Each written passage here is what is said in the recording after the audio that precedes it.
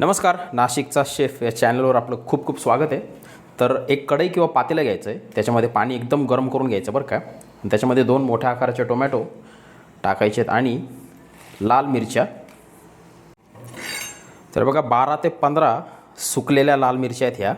ह्या छोट्या आहेत आकाराला, म्हणून मी जवळपास 15-16 घेतल्यात. जर मोठ्या असतील ना तर तुम्ही एक 8-10 मिरच्या घ्या, पण मिरच्या जास्तच राहू द्या बरं का.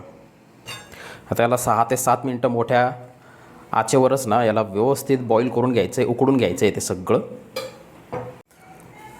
तर बघा 6-7 मिनटं झालेले, त्याला मस्त उकळतं आहे.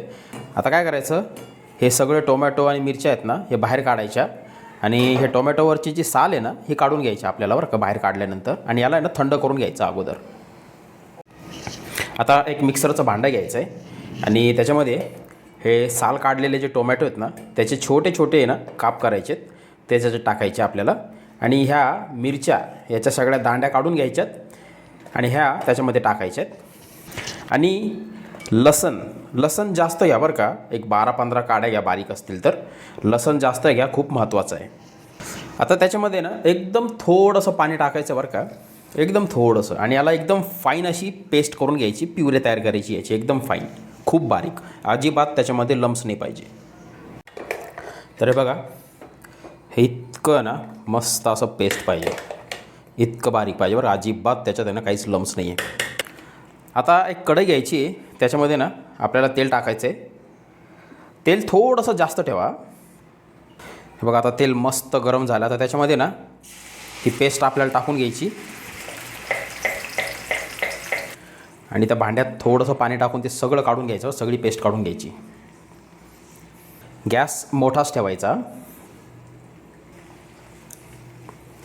याला मिक्स करून घेऊ. याच्यातलं संपूर्ण पाणी आपल्याला आटवून घ्यायचं आहे मोठ्या आचेवरच. ही रेसिपी ना तुम्ही एक वेळेस ट्राय करा, एकदम ऑथेंटिक कॉन्टिनेंटल आणि इंडियन फ्युजन रेसिपी आहे ही.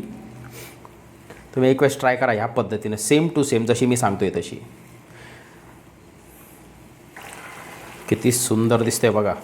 जवळपास एक 70-75% पाणी आटलेलं आहे त्याच्यातलं. आणखी आपल्याला पाणी आटवून घ्यायचं. एक जवळपास 2-3 मिनटं, 3-4 मिनटं जवळपास लागतील याला मोठ्या आचेवरच. एक नंबर दिसतंय.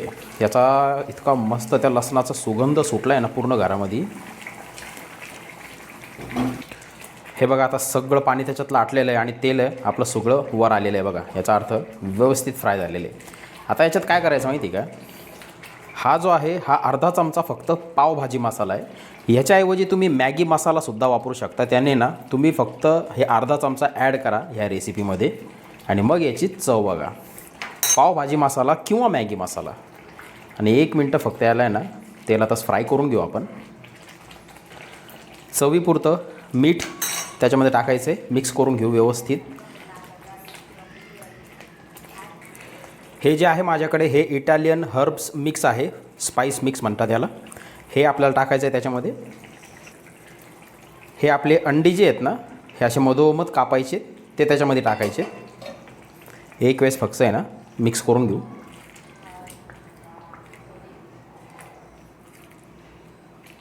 आता काय करायचं आपल्याला, चीज क्यूब्स असतात ना असे चीज ब्लॉक, ते घ्यायचेत आणि याच्यामध्ये ना किसून टाकायचेत आपल्याला ते 2.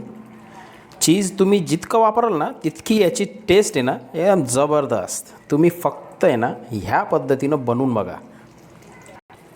हे बघा आता 2 चीज ब्लॉक मी त्याच्यात किसून टाकलेत. आता काय करायचं, थोडी मस्त हिरवीगार अशी कोथिंबीर त्याच्यावर स्प्रिंकल करायची. आणि आता काय करायचं, गॅस एकदम कमी करायचा. 5 मिनटं फक्त, 5 ते 6 मिनटं याला झाकून आहे ना आपल्याला शिजवून घ्यायचं आहे, कारण चीज आपलं वितळलं पाहिजे.